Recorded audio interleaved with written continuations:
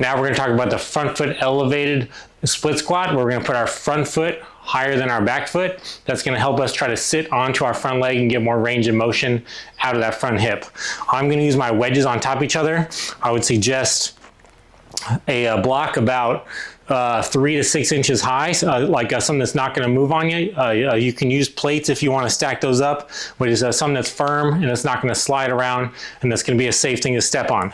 From here, I'm going to put my front foot up. I'm going to hold my weight in front, and I'll feel my feet are going to be in line roughly with my hips. So again, I don't want to have my feet too wide.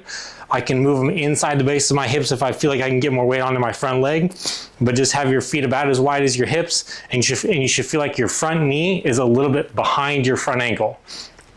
That's the setup point right there. So I'm gonna feel my front heel heavy from the start.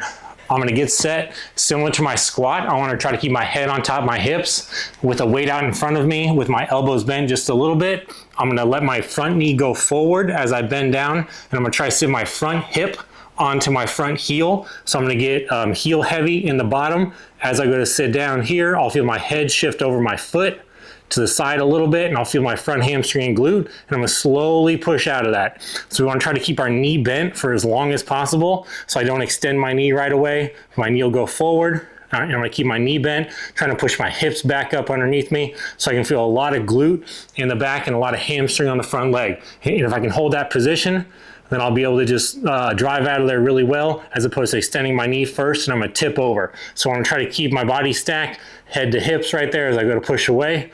On the way up, just nice and slow. Don't rush it. You don't need a ton of weight to feel it, and then just go ahead and switch legs.